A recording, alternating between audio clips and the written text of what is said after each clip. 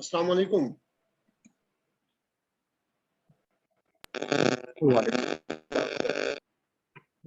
वालेकुम सलाम सर, ये क्या हाल है? ठीक ठाक? जी अल्हम्दुलिल्लाह, आप ठीक ठाक हो? खैर खैरियत है? खैर खैरियत, शुक्र है अल्लाह जी पाक का। सर आप सुना? मेरी जी मेरी आवाज़ आपको सही आ रही है? जी सर, आ रही है। ठीक है, बस फिर स्टार्ट करते हैं अपना लेक्चर। तो एल्गोरिथम एनालिसिस में डिज़ाइन हमने लास्ट वीक जो है वो डिस्कस किया था कि एल्गोरिथम जो है बेसिकली आपके पास क्या चीज़ है। एक जो है वो मेथड है, रेसिपी है, नंबर ऑफ जो है वो स्टेप्स है। किस तरह के हम अगर कोई भी प्रॉब्लम को सॉल्व करना चाहते हैं तो पहला जो काम होता है वो प्रॉब्लम को अंडरस्टैंड करना होता है। और जो दूसरा काम होता है उस प्रॉब्लम के लिए हमने एल्गोरिथम जो है वो डिवाइस करना होता है।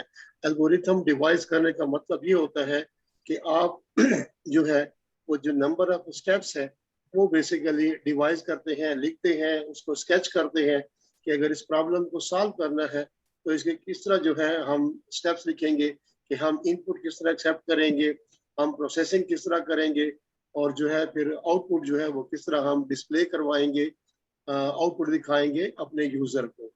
तो हमने जिक्र किया था कि किसी भी एल्गोरिथम की कैरेक्टरिस्टिक्स होना चाहिए कि उसके जो नंबर ऑफ स्टेप्स हैं वो फाइनाइट होने चाहिए, उसका हर स्टेप जो है वो क्लियरली और अनएम्बिगुअसली जो है वो स्पेसिफाइड होना चाहिए।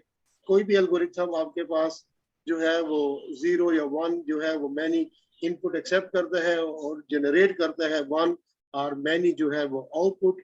और आपका एल्गोरिथम जो है वो एफिशिएंट होना चाहिए इस टर्म्स के अंदर कि वो स्पेस की रिक्वायरमेंट, वो जो प्रोसेसिंग का टाइम है, वो प्रोसेसिंग का टाइम जो है वो कम से कम ले, स्पेस कम से कम ले और आपका थ्रूपुट जो है वो जनरेट करके दे दे।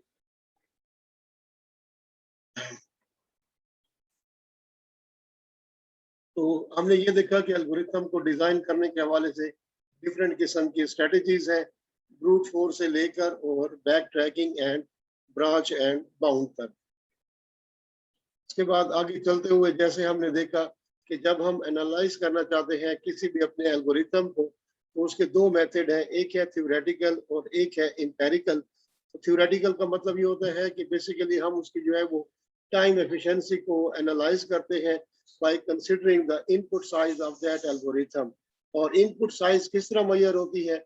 इनपुट साइज जो है वो मेजर होती है किसी भी एल्गोरिथम की उसके बेसिक ऑपरेशन के साथ। बेसिक ऑपरेशन कौन सा ऑपरेशन होता है?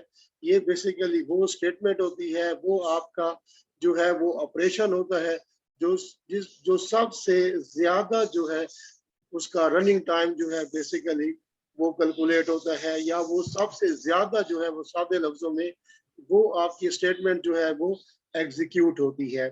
जैसे कि अगर फैक्टोरियल का प्रोग्राम हो तो फैक्टोरियल के प्रोग्राम के अंदर आगे चलकर मैंने एंड में दिया है आपके समझाने के लिए कि इसकी जो सबसे ज्यादा स्टेटमेंट जो एग्जीक्यूट हो रही है उसमें हम जो कंप्यूटेशन करते हैं कि फैक्टोरियल की जो मल्टीप्लिकेशन है नंबर के साथ वो बेसिकली सबसे ज्यादा हमारी जो है वो रनिंग टाइम में जो है वो कंट्रीब्यूट करती है।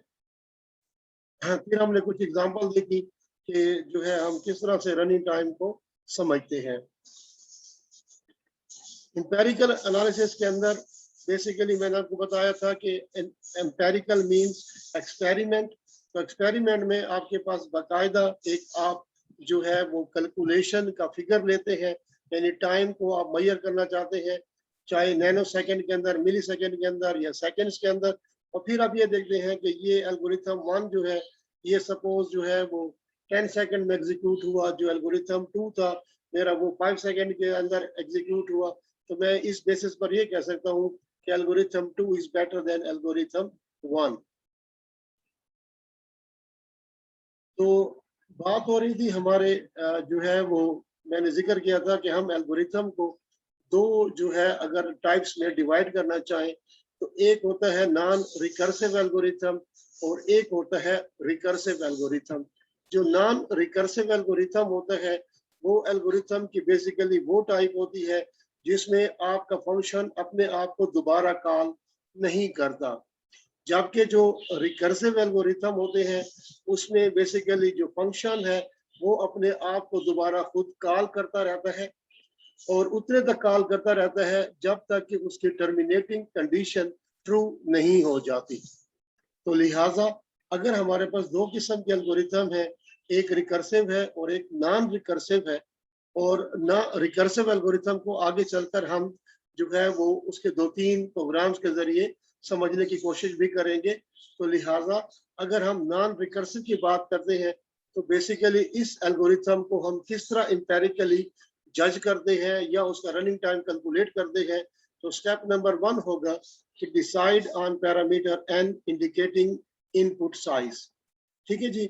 इसके बाद आइडेंटिफाई करते हैं एल्गोरिथम का बेसिक ऑपरेशन, और इसके बाद जो है हम डिटरमिन करते हैं worst average and best cases for the input size n।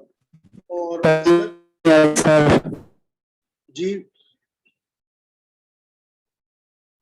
बोले भाई। सर बहुत कट के आ रही है, समझ जी बिल्कुल भी मुझे नहीं आपकी आवाज नहीं है, थोड़ा सा जोर से बोले।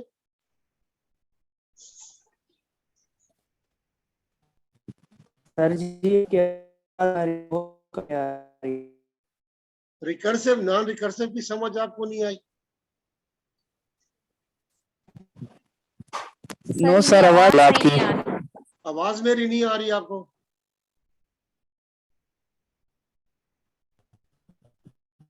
Yes sir. ये थोड़ा सा इशू आएगा क्योंकि नेट कनेक्टिविटी होती है। तो मैं दोबारा जहां पर आपको समझ नहीं आई दोबारा रिपीट कर देते हैं।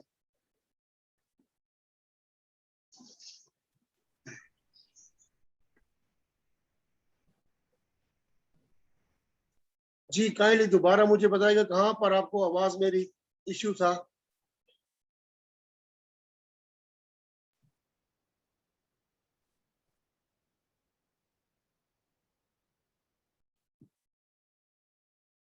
आवाज अभी भी नहीं आ रही मेरी आपको? आ रही है। ठीक है जी। अच्छा मैं दोबारा से रिपीट कर दूं कि मैंने यहाँ पर ये कहा कि हम एल्गोरिथम के जो डिफरेंट टाइप्स है, अगर उनमें ये देखना चाहें कि रिकर्सिव एल्गोरिथम और नॉन रिकर्सिव एल्गोरिथम में क्या फर्क है, तो बेसिकली जो रिकर्सिव एल्गोरिथम होते हैं, रिकर्सिव एल्गोरिथम या रिकर्सिव फंक्शन बेसिकली प्रोग्राम की वो टाइप है, फंक्शन की वो टाइप है जिसमें फंक्शन अपने आप को बार बार कॉल करता रहता है until unless, जब तक वो कंडीशन जो है वो ट्रू रहती है। जब कंडीशन फॉल्स होती है आपका रिकर्जन जो है वो बेसिकली वहां से प्रोग्राम एग्जिट कर जाता है। जो नॉन रिकर्सिव जो है वो एल्गोरिथम होते हैं, बेसिकली वो एल्गोरिथम की वो टाइप होती है जिसमें आपका जो है वो फंक्शन अपने आप को कॉल नहीं करता, बल्कि सिंपल कॉन्सेप्ट होता है कि जैसे हमारा प्रोग्राम का फ्लो होता है कि लाइन नंबर 1 से लेकर और लाइन नंबर n तक, अगर n लाइंस है तो ये एग्जीक्यूट होगी in a sequence from top to bottom जो है वो ऑर्डर फैशन के तहत। तो आपका एल्गोरिथम भी यही होगा कि वो step number 1, step number 2, step number 3 और स्टेप नंबर n तक जो है वो एग्जीक्यूट होगा टॉप से बॉटम के फैशन या ऑर्डर के तहत। तो अगर आपके पास नॉन रिकर्सिव एल्गोरिथम है तो पहली चीज आपने क्या करनी है कि n जो आपका इनपुट है उसका जो है वो उसको साइज को देखना है कितनी साइज है। इसके बाद आप उस एल्गोरिथम को जब देखते हैं तो उसका बेसिक ऑपरेशन को जो है वो चेक करते हैं। हमने जिक्र किया था कि बेसिक ऑपरेशन बेसिकली वो ऑपरेशन होता है जो सबसे ज्यादा एग्जीक्यूट होता है किसी भी प्रोग्राम के अंदर। फिर उसके बाद उसका जो है हम n के पैरामीटर के मुताबिक साइज जो है वो डिटरमिन करते हैं। उसकी जो है वो केसेस वर्स्ट, एवरेज और बेस्ट, ये आप नेक्स्ट लेक्चर के अंदर देखेंगे, परसों के लेक्चर के अंदर, कि हम किस तरह से कैलकुलेट करते हैं किसी भी प्रोग्राम, किसी भी एल्गोरिथम का बेसिकली जो है वो रनिंग टाइम। तो रनिंग टाइम 3 पैरामीटर पर चेक होता है। इसको एसिम्प्टोटिक नोटेशन भी कहते हैं कि वर्स्ट केस किसी भी एल्गोरिथम का मैक्सिमम जो रनिंग टाइम होगा, अगर आप ज्यादा से ज्यादा इनपुट भी देंगे, जितना भी मैक्सिमम आप इनपुट देंगे तो वो बेसिकली वर्स्ट टाइम कहलाता है किसी भी एल्गोरिथम का। जो उसका एवरेज टाइम होता है वो बेसिकली उसका सेंटर में टाइम कहलाता है, एवरेज उसकी कैलकुलेट होती है वर्स्ट और बेस्ट की। और जो बेस्ट आपका बेसिकली केस होता है किसी भी एल्गोरिथम के हवाले से, वो यूजुअली आपको आगे चलकर तीसरे लेक्चर में नजर आएगा। इसको बोगस कहते हैं कि आप अपनी मर्जी के उसको इनपुट दे दें जो आपको आइडियल नजर आए और फिर आप उसका जो है वो टाइम जो है वो कैलकुलेट कर दें। इसके बाद ये जितने भी आपके स्टेप्स होंगे किसी भी एल्गोरिथम के, उसका जो है हम टाइम बेसिकली कैलकुलेट करते हैं। कि आगे चलकर मैं एग्जांपल में आपको दिखा दूंगा कि जी इसका हमने पैरामीटर रखा हुआ था, तो इसका जो है 1 सेकंड, इसको 2 सेकंड, इसके इतने, तो आखिर में हम उसका जो टाइम है वो टोटल कर देते हैं, सम कर देते हैं, और बेसिकली हम कहते हैं कि ये जो हमारा समिंग टाइम था ये इस एल्गोरिथम का टोटल एग्जीक्यूशन टाइम है। आगे चलकर अगर आप ना रिकर्सिव को देखेंगे तो रिकर्सिव एल्गोरिथम में क्या चीज होगा कि जब जो भी आपका एल्गोरिथम रिकर्सिव होगा उसका क्या चीज होगा कि हम जो है जो पहले 3 स्टेप है वो कॉमन है दोनों के लिए, कि हम जो है वो इनपुट साइज जो है वो n जो भी है उसके हवाले से हम इनपुट साइज जो है वो पहले मालूम करते हैं, फिर उसका बेसिक ऑपरेशन कैलकुलेट करते हैं, फिर देन डिटरमिन करते हैं वास्ट, एवरेज और बेस्ट केसेस। ये 3 केसेस आ जाते हैं। जो चौथी चीज है वो उसके अंदर नहीं है, वो बेसिकली क्या है कि हम सेटअप करते हैं रिकरेंस रिलेशन। वो आपका स्टेटमेंट जो रिकरेंट होगी इक्वेशन को रिकरेंस रिलेशन कहलाती है। And initial condition Cn, the number of time the basic operation जो है वो बेसिकली आपका एग्जीक्यूट होगा, और हम कैलकुलेट करते हैं बेसिकली रिकर्सिव कॉल को, फिर इनको जो है वो सम अप करते हैं, और ये हमारा जो है वो कैलकुलेट होता है, दिखाता है मैग्नीट्यूड किसका, उस प्रोग्राम के हवाले से, उस एल्गोरिथम के हवाले से। तो 2 किस्म के जो है हमारे पास है, रिकर्सिव एल्गोरिथम और non recursive algorithm. Non recursive algorithm वो एल्गोरिथम होंगे जो स्टेटमेंट नंबर 1 से लेकर स्टेटमेंट नंबर 10 या n जो भी आप कह दें, वो जो नंबर ऑफ आपके स्टेप्स है उनको कैलकुलेट करने हैं टॉप से बॉटम के ऊपर। जो रिकरेंस होती है उसमें जो है जो फंक्शन होगा वो कॉल करेगा, तो फिर वहां पर जाकर उसको भी टाइम जो है वो कैलकुलेट करना पड़ता है। आगे चलेंगे, और जब हम बात करते हैं किसी भी एल्गोरिथम की स्पेस एफिशिएंसी के हवाले से, तो इस तरह है कि ये स्पेस जितनी रिक्वायरमेंट वो लेगा, ये रिक्वायरमेंट 2 किस्म की होगी कि आपकी मेन मेमोरी में उसने कितना टाइम ऑक्यूपाई किया, प्लस आपकी सेकेंडरी स्टोरेज में उसने कितना जो है वो स्पेस घेरी हुई है किसी भी प्रोग्राम ने। तो लिहाजा ये स्पेस और टाइम 2 मुख्तलिफ चीजें हैं। आपको ऐसे एल्गोरिथम नजर आएंगे जो स्पेस तो ज्यादा लेंगे लेकिन उनकी जो टाइम कैलकुलेशन होगी, एग्जीक्यूशन होगी, वो कम होगी। आपको ऐसे एल्गोरिथम नजर आएंगे जो फास्टली एग्जीक्यूट होंगे, यानी उनकी जो है वो टाइम कैलकुलेशन कम होगी, एग्जीक्यूशन टाइम उनका ज्यादा होगा लेकिन स्पेस वो कम लेंगे। तो लिहाजा जैसे कि हमारे पास मर्ज सॉर्ट एल्गोरिथम है, अब मर्ज सॉर्ट क्या करता है, ये बेसिक डिवाइड एंड कंकर एल्गोरिथम है। अब ये स्पेस ज्यादा कंज्यूम करता है लेकिन ये जो टाइम है ये कम लेता है, स्पेस ज्यादा टाइम कम। तो लिहाजा अगर आप बिल्कुल बॉटम में देखें तो हमारे पास एक एंड पर स्पेस है और एक एंड पर टाइम है। ये 2 डिफरेंट अपोजिट जो है वो डायरेक्शन में चीजें जाती हैं। तो लिहाजा हमने इनके सेंटर में रहना होता है कि जी स्पेस की भी यूटिलाइजेशन को भी मॉनिटर करते हैं और टाइम को भी मॉनिटर करते हैं, और इनके सेंटर में बेसिकली रहते हुए हम जो है वो किसी भी एल्गोरिथम की जो है वो एफिशिएंसी को कैलकुलेट करते हैं।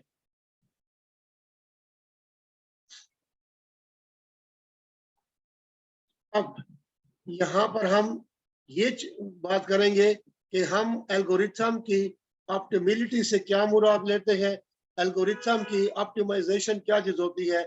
ऑप्टिमाइजेशन ऑप्टिमिलिटी एक ही चीज है।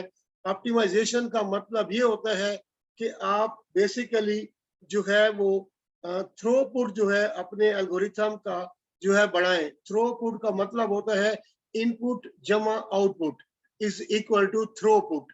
तो लिहाजा आप अगर किसी भी एल्गोरिथम के अगर ऑप्टिमाइजेशन करना चाहते हैं तो इन पैरामीटर्स को चेक करते हैं। जो पैरामीटर पहला आता है वो आता है इन्वायरमेंट स्पेसिफिक।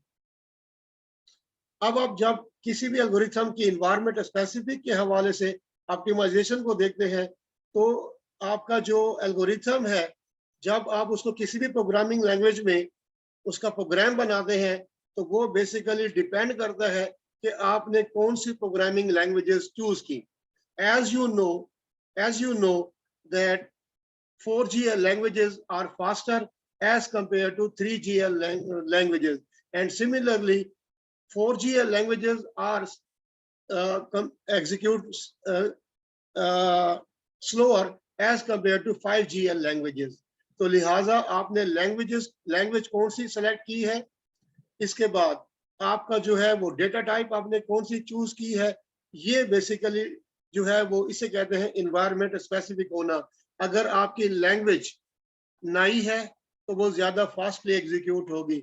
आपने डेटा टाइप जो चूज की है, मैं थोड़ा सा यहाँ पर जिक्र कर दूं कि डेटा टाइप में जब हम ये करते हैं तो बाज आपको ऐसी डेटा टाइप नजर आएंगी, लैंग्वेजेस सपोर्ट करती हैं जो कि डायनामिक होंगी, बाज ऐसी होंगी जो कि स्टैटिक होंगी। अब स्टैटिक में आपने जितनी भी मेमोरी एलोकेट की है किसी भी जो है वो वेरिएबल के हवाले से तो वो फिक्स्ड होगी। अगर आपने सपोज कोई कैरेक्टर नेचर डेटा आपने लेना है और उसके लिए आपने रिजर्व की है 10 बाइट्स, और अगर आपका डेटा 6 बाइट का आ गया तो जो आपकी 4 बाइट्स रिमेनिंग अनयूज्ड है वो सिस्टम उसको अपने पास ही रखेगा।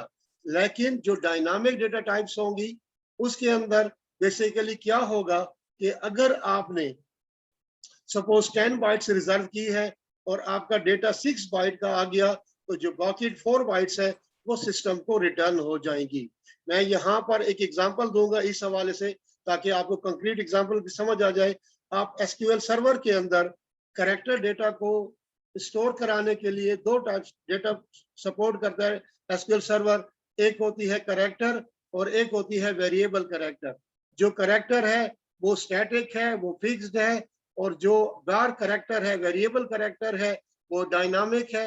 और जैसे आपका डेटा आएगा, जैसे मेरा नाम सपोज खालिद है तो इसके अंदर 6 कैरेक्टर्स हैं, सपोज 6 बाइट्स है, तो मैंने अगर 10 रखा हुआ या 15 रखा हुआ है तो इसका मतलब है कि 6 आएंगी, तो बाकी जो अनयूज्ड है 9 या 5 वो सिस्टम को रिटर्न हो जाएंगी। इसके बाद जनरल टेक्निक्स की अगर मैं दूसरे नंबर पर बात करना चाहूँ तो जैसे कि अगर आप स्पीड करना चाहते हैं अपने डेटा की सर्चिंग के हवाले से तो आप इंडेक्सिंग का कॉन्सेप्ट यूज कर सकते हैं। इंडेक्सिंग बेसिकली क्या चीज होती है, एक सेपरेट की होती है जो कि हम यूज करते हैं। जैसा कि आप डिक्शनरी अगर आप इस्तेमाल करते हैं तो डिक्शनरी बेसिकली इंडेक्स्ड होती है on the basis of alphabets, कि आपने अगर वर्ड ढूंढना है कि सपोज अप्रोक्सीमेट का क्या मतलब बनता है, तो आप पहले ए पर जाते हैं, फिर ए के साथ पी को ऐड करते हैं, फिर इसके बाद अगर नहीं मिल रहा नंबर तो ए डबल पी करते हैं, तो ऑटोमेटिकली आपको पता है कि ए डबल पी के बाद आर आएगा, तो वो आप ऑटोमेटिकली क्विकली जंप कर जाते हैं रादर देन दैट कि आप अगर अप्रोक्सीमेट को ढूंढने के लिए विदाउट इंडेक्सिंग पूरी की पूरी बुक ढूंढें। अब इसमें वर्स्ट केस क्या होगा, वर्स्ट केस ये होगा कि आपने पूरी किताब पूरी डिक्शनरी छानने के बाद आपको वो लास्ट पेजेस पर लफ्ज मिला, और इसका जो है वो एवरेज केस क्या होगा कि आपको सेंटर में वो वर्ड मिल गया, आप बुक में डिक्शनरी में चल रहे थे, सेंटर में कहीं लफ्ज आ गया। और इसका बेस्ट केस क्या होगा कि आपने डिक्शनरी खोली और आपको पहला जो वर्ड मिला है वो अप्रोक्सीमेट ही मिला है। इसके बाद यूजुअली अगर आप चाहें तो आप डिपेंडेंसी ट्रीज, यानी ये एडवांस कॉन्सेप्ट है कि आप डिपेंडेंसी ट्रीज और स्प्रेडशीट के थ्रू भी आप अपना जो है वो जो डाटा की जो क्या कहते हैं कि ऑर्डर्स हैं, जो नंबर ऑफ आपकी वो चेंजेस है वो जरा क्विक हो जाती है डिपेंडेंसी ट्रीज के थ्रू। आप क्विकली जो है वो सर्चिंग कर सकते हैं। इसके बाद यहाँ पर एक कॉन्सेप्ट आया है सर्चिंग स्ट्रिंग्स के हवाले से। स्ट्रिंग डेटा क्या होता है कि आप अपना नाम एंटर करते हैं और आप उसमें से सर्च करना चाहते हैं अपने नाम में जो है वो आपके अगर बुक में कहीं पर आपका नाम आता है तो उसको सर्च करना चाहते हैं तो बेसिकली ये सर्चिंग कहलाती है।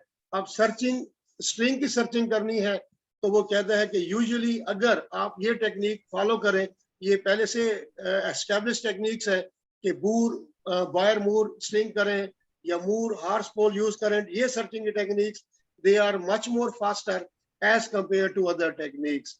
तो ये सर्चिंग के हवाले से ऑप्टिमाइजेशन में जाते हैं। इस तरह फिर अगर आप डाटा को चेक करना चाहते हैं, परफॉर्मेंस को चेक करना चाहते हैं तो हॉट स्पॉट एनालाइजर होते हैं। ये सॉफ्टवेयर होते हैं जो कि बेसिकली डेटा की टेस्टिंग के हवाले से आप यूज कर सकते हैं, इसका मतलब है। इसके बाद छठे नंबर पर आता है benchmarking and competitive algorithms. Benchmarking basically क्या चीज होती है कि जब आपने सपोज एक नया एल्गोरिथम डेवलप किया, आप सर्चिंग के अंदर या सॉर्टिंग के अंदर या आगे चलकर ग्रीडी एल्गोरिथम के अंदर आप खुद से एक नया एल्गोरिथम डिवाइस करते हैं। जब आपने एक नया एल्गोरिथम डिजाइन और डेवलप कर लिया, एनालाइज कर लिया तो अगला काम ये होता है कि फिर आप उस एल्गोरिथम को कंपेयर करते हैं जो पहले से सबसे बेस्ट एल्गोरिथम पड़ा है। आप जब उस एल्गोरिथम को कंपेयर करते हैं तो जो एल्गोरिथम पहले से बना हुआ है और चेक हो चुका है और पब्लिश हो चुका है तो उसको कहते हैं बेंचमार्किंग। हर टेक्निक के हवाले से उसके बेंचमार्क्स अवेलेबल होते हैं, यानी बेस्ट एल्गोरिथम होता है। आपने नया एल्गोरिथम बनाया तो आप उस बेंचमार्क के साथ कंपेयर करते हैं। जब कंपेयर करते हैं रनिंग टाइम के हवाले से, परफॉर्मेंस के हवाले से, स्पेस के हवाले से, टाइम के हवाले से, तो फिर आप ये कह सकते हैं कि माई एल्गोरिथम कंक्लूजन क्या होगी कि मेरा एल्गोरिथम जो है वो बेस्ट है on the basis of these indicators, on the basis of these parameters. But किसके साथ? जब आप कंपेयर करेंगे बेंचमार्क के साथ, कॉम्पिटिटिव एल्गोरिथम के साथ। ये नहीं कि बस आपने एक एल्गोरिथम बना लिया और आप कह दें कि ये सबसे बेस्ट है। दुनिया आपसे प्रूफ मांगती है तो प्रूफ कहां से होगा? आप उसको जो उस जो है वो टेक्निक के हवाले से, उस प्रॉब्लम के हवाले से जो बेस्ट एल्गोरिथम होगा उसके कंपैरिजन के साथ। और इसके बाद आप जब एल्गोरिथम को अपने प्रोग्राम में कन्वर्ट करते हैं तो आपको पता है कि दो किस्म के आपके पास जो है वो किसी भी प्रोग्रामिंग लैंग्वेजेस के जो है वो एग्जीक्यूशन के मॉडल्स हैं। एक होता है कंपाइलर बेस्ड लैंग्वेजेस और एक होता है interpreter based languages. Compiler based languages में ये होता है कि पूरे का पूरा प्रोग्राम जो है वो इकट्ठा जो है वो एग्जीक्यूट होता है। तो इसका मतलब है कि पहले वो सोर्स कोड इकट्ठा एग्जीक्यूट होगा और इसके बाद कंपाइल होने के बाद अगर एरर है तो आपको बताया जाएगा। जो कि इंटरप्रेटर बेस्ड लैंग्वेजेस होते हैं वो बेसिकली लाइन बाय लाइन एक एक लाइन को एग्जीक्यूट करते हैं और जहां पर एरर आएगा फिर वो लाइन ठीक होगी तो फिर आगे चलेगा। तो यूजुअली कहा जाता है और ये फैक्ट है कि interpreter languages are much more slower than as compare to compiler because of the nature of the execution model. तो लिहाजा कंपाइलर होगा तो तेज, इंटरप्रेटर होगा तो स्लो। फिर इसके बाद आजकल आपने देखा होगा कि जस्ट इन टाइम कंपाइलर्स हैं, जैसे कि जावा जो है वो सपोर्ट करता है कि आपका जो है वो सोर्स कोड आ जाता है और इसके बाद जो है जो उसकी ऑब्जेक्ट कोड बनता है वो बेसिकली उस मशीन पर बनता है, लिहाजा वो ज्यादा फास्ट होता है। तो लिहाजा अगर आपके पास जस्ट इन टाइम कंपाइलर है वो ज्यादा फास्ट होंगे as compare to simple compiler के। और फिर इसके बाद आपकी चॉइस डेटा टाइप के हवाले से कि आप कौन सी डेटा टाइप चूज करते हैं। वो डेटा टाइप आपकी 16 बिट है, 32 बिट है, वो फिक्स्ड है, वो स्टैटिक है, यानी फिक्स्ड स्टैटिक है या डायनामिक है। तो ये भी जो आपकी है ये टाइम के ऊपर असरअंदाज होते हैं। मैं यहाँ जो है वो वापस आऊंगा। अगर इस ऑप्टिमाइजेशन में आपको किसी चीज की समझ नहीं आई तो आप काइंडली जो है वो मुझे बता सकते हैं या फिर हम आगे चलेंगे।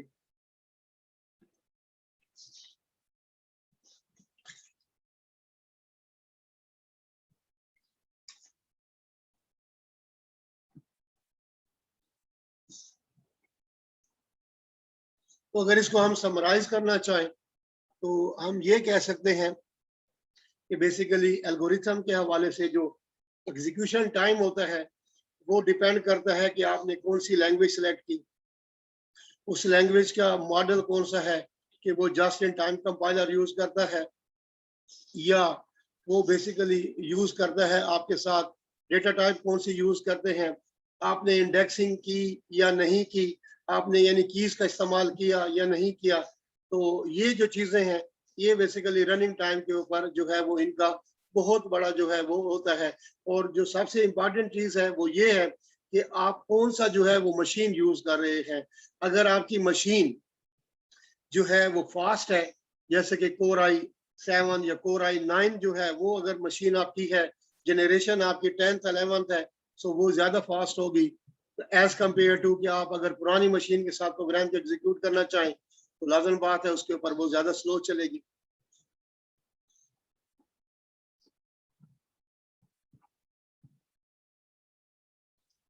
अब आ जाए कि किसी भी एल्गोरिथम की करेक्टनेस को हम जो है वो किस तरह मैयर कर सकते हैं। तो तीन उसके पैरामीटर्स हैं, तीन उसके जो है वो स्टेप्स हैं कि number 1 meet the functional requirement. जो meet the functional requirement, functional requirement क्या चीज होती है? फंक्शनल रिक्वायरमेंट बेसिकली वो रिक्वायरमेंट होती है जो आपको सॉफ्टवेयर या प्रोग्राम डेवलप करते वक्त जो जिसके लिए आप प्रोग्राम बना रहे हैं उसने आपको बताया कि ये मेरी रिक्वायरमेंट्स हैं, ये मेरे सॉफ्टवेयर से डिमांड चाहिए। तो ये जो उसकी जो रिक्वेस्ट होती है, जो रिक्वायरमेंट्स होती हैं, वो बेसिकली फंक्शनल वो होती हैं जो मैंडेटरी होती हैं, जो कि आपके सॉफ्टवेयर ने पूरी करनी है। अगर आप बहुत भी अच्छा सा प्रोग्राम सॉफ्टवेयर डेवलप कर लें लेकिन वो फंक्शनल रिक्वायरमेंट को मीट नहीं करता तो वो आपके लिए यूजलेस है। इसके बाद आगे आ जाता है उसका परफॉर्मेंस क्राइटेरिया। क्या परफॉर्मेंस को चेक करना चाहते हैं कि परफॉर्मेंस वाइज वो किस तरह है, मीन्स उसका रनिंग टाइम, उसके स्पेस। क्वालिटी क्राइटेरिया, ये डिफरेंट किस्म के मैट्रिक्स टेस्टिंग के अप्लाई करके देन आप क्वालिटी को चेक कर सकते हैं अपने सॉफ्टवेयर के हवाले से। ये थोड़ा सा जो आखिरी दो है ये सॉफ्टवेयर इंजीनियरिंग ज्यादा जो है फोकस करते हैं एज कम्पेयर टू प्रोग्रामिंग के हवाले से। अब मैं आ जाता हूँ कुछ जो है वो सैंपल किस्म के, मैंने आपके लिए आसान किस्म के एल्गोरिथम जो है वो कुछ चूज किए और एक साइड पर एल्गोरिथम है, दूसरी साइड के ऊपर उसका जो है वो C++ का जो है वो प्रोग्राम है। तो जो सबसे वो सिंपल प्रोग्राम या ज्यादा चलता है वो है फैक्टोरियल मालूम करना किसी भी जो है वो प्रोग्राम का। तो यहाँ आप जब भी किसी भी एल्गोरिथम को लिखेंगे तो एल्गोरिथम को लिखने का स्टाइल ये होता है कि आप ऊपर लिखेंगे एल्गोरिथम, इसके बाद एल्गोरिथम का नाम और पैरेंथेसिस के अंदर वो कौन से जो है वो पैरामीटर जो है वो एक्सेप्ट कर रहा है। तो इसके लिए एल्गोरिथम फैक्टोरियल होगा और ये पैरामीटर जो ले रहा है वो n है, फैक्ट है और i है। तो लिहाजा आप हर एल्गोरिथम को स्टेप्स के अंदर लिखते हैं। मैंने आपको बताया था कि एल्गोरिथम के अंदर स्टेप्स और प्रोग्राम के अंदर इंस्ट्रक्शंस जो है वो यूज होती हैं। तो स्टेप 1 हम स्टार्ट करते हैं एल्गोरिथम को। सो हम पहला काम जो है वो डिक्लेयर करेंगे वेरिएबल्स n, फैक्ट और i। और ये आपको बता दूं कि फैक्टोरियल किसी भी प्रोग्राम का जो है वो क्या होता है कि बेसिकली अगर मैंने n का फैक्टोरियल मालूम करना है सो n का factorial n into n-1 up to 1 तक चलता जाएगा। तो लिहाजा हम रीड करेंगे number from the user, initialise कराएंगे variable fact is equal to 1 and i is equal to 1। अगर हम इनको ना करें तो वो गार्बेज वैल्यू बेसिकली फैक्ट के अंदर आ जाती है। सो हम रिपीट करेंगे until i is less than equal to number और हमारा 5.1 का क्या स्टेप होगा, fact is equal to fact into i और i को फिर जो है वो हम एक इंक्रीमेंट कर देंगे i is equal to i plus 1 और आखिर में हम जो है वो प्रिंट करेंगे फैक्ट और इसके बाद स्टॉप होगा। तो लिहाजा जो आपने चीज इनपुट लेनी है तो उसको बेसिकली हम कहते हैं रीड करना फ्रॉम द कीबोर्ड और जो चीज आप आउटपुट दिखाएंगे तो उसके लिए यूज होता है प्रिंट या डिस्प्ले जो है वो बेसिकली कीवर्ड यूज होता है। तो हर एल्गोरिथम स्टॉप और स्टार्ट और स्टॉप होगा और उसके अंदर जो है ये हमारा फैक्टोरियल जो है वो कैलकुलेट हो जाएगा। सपोज अब इसका जो प्रोग्राम है C++ के अंदर, तो वो क्या चीज होगा, इंट मेन। और आपने इंट जो ऐसे आपने एल्गोरिथम को देखा, आपने आई फैक्ट और नंबर को जो है एन और नंबर आपने जो है वो डिक्लेयर कर दिया। अब आपने क्या किया, डिस्प्ले कराया कि एंटर एनी नंबर और आपने उस नंबर को रीड कर दिया सी इन के जरिए। और अब आपकी लूप चल रही है, ठीक है जी, कि for i equal to 1, i is less than number i plus plus और fact is equal to fact into i। और इसके बाद आपने सी आउट कराया फैक्टोरियल ऑफ द नंबर और आपका फैक्ट जो है वो डिस्प्ले हो गया, रिटर्न 0, वापस कंसोल को चले गए और ये आपका एंड हो गया। क्लियर है जी? सर ये यस क्लियर है। सर। जी आगे यस चले सर। जी। किसी का है कोई क्वेश्चन? अच्छा, algorithm for the prime number. अब प्राइम नंबर क्या चीज होता है? प्राइम नंबर वो नंबर होता है जिसका GCD 1 आता है, या दूसरे लफ्जों में वो सिर्फ अपने आप पर ही तकसीम हो सकता है। तो लिहाजा अब इसके लिए मैंने क्या लिखा है कि एल्गोरिथम प्राइम नंबर, और जो मैंने पैरामीटर पास करने हैं उनको बता दिया, जो वेरिएबल है नम, फ्लैग और जे स्टार्ट किया। Initialise the variable num, flag is equal to 1 and J is equal to 2। 2 से क्यों स्टार्ट करते हैं कि बेसिकली इवन नंबर में सिर्फ 2 है जो बेसिकली अपने आप पर डिवाइड होता है, तो लिहाजा जो भी प्राइम नंबर होंगे वो 2 से ऊपर चलते हैं। So read number from the user, और अगर num is less than equal to 1, क्योंकि अगर लेस देन 1 है तो वो नंबर प्राइम नंबर नहीं होता। सो display number is not a prime number, आपने बताया, एंड गो टू स्टेप 7 और वो स्टॉप हो गया, प्रोग्राम वहीं से स्टॉप हो गया। इसके बाद आपने क्या करना है कि repeat the steps until j is less than n by 2 plus 1, or if the remainder of the number divided by j equals to 0, यानी j और उसका रिमाइंडर 0 आता है, then आपका फ्लैग जो है वो 0 हो जाता है। go to step number 6 और the number is not a prime। और अगर आपका रिमाइंडर 0 आ जाता है then आप क्या डिस्प्ले कराते हैं कि number is a prime number. और इसके बाद आपका जो है वो लेफ्ट हैंड साइड के, सॉरी राइट हैंड साइड के ऊपर उसका जो है वो प्रोग्राम है, किसके अंदर कि ये जी आपका जो है वो फंक्शन के अंदर प्रोग्राम को लिखा गया कि इंट मेन के अंदर वेदर 11 इज अ प्राइम, और जो प्राइम का जो है फंक्शन कॉल होगा, इस प्राइम आपका फंक्शन है तो आपने क्या पास किया 11, तो 11 आया। If n is less than equal to 1 return false. Otherwise आपने क्या चेक करना है, लूप है कि for int I is equal to 2, I is less than is equal to square root of the number I plus plus. If n % I is equal to 0, तो then आपका जो है वो रिटर्न फॉल्स करेगा, तो वो बता देगा कि नंबर आपका जो है वो फॉल्स, यानी कि नंबर प्राइम आ गया। तो एक तरीका ये, एक आपका जो सिंपल वे है वो मैंने यहाँ पर लिखा हुआ है कि जी another way to check the number is the prime. तो ये सिंपल प्रोग्राम उसी C++ के मेन के अंदर विदाउट यूजिंग एनी फंक्शन है, आप नंबर को रीड करेंगे और इसके बाद आपकी जो लूप है वो 2 से चलेगी। सिर्फ 2 से इसलिए कि 2 is a prime number, so 2, और इसके बाद i is less than number i plus plus, if number mod i is equal to 0, ठीक है जी, देन आपका जो है f is equal to 1 break होती है। अब जब ब्रेक हुई तो आप सीधा कहां पर चलते हैं कि नंबर आपका प्राइम है, अदरवाइज जो है आपका नंबर जो है वो क्या चीज होगा, नॉट प्राइम। इसके बाद आपने एक पढ़ा होगा 10th के अंदर या इंटरमीडिएट के अंदर कि किसी भी जो है वो रूट्स मालूम करने क्वाड्रेटिक इक्वेशन के हवाले से। तो लिहाजा ये उसका मैंने एल्गोरिथम लिखा हुआ है क्वाड्रेटिक इक्वेशन के हवाले से। क्वाड्रेटिक इक्वेशन के अंदर बेसिकली आपके पास 3 चीजों को चेक किया जाता है कि क्या उसका जो है तमाम नंबर रियल होते हैं, सारे के सारे वेरिएबल, कि क्या उसका डिस्क्रिमिनेंट ग्रेटर देन 0 है, इक्वल टू 0 है या लेस देन 0 है। अगर तो डिस्क्रिमिनेंट, पहले आप कंप्यूट करते हैं डिस्क्रिमिनेंट को, उसका फार्मूला है b² - 4ac। तो लिहाजा अब आप क्या करते हो कि अगर तो उसका डिस्क्रिमिनेंट ग्रेटर देन 0 आ गया तो x1 की वैल्यू और x2 की वैल्यू आप जो है वो कंप्यूट करते हैं और डिस्प्ले कर देते हैं।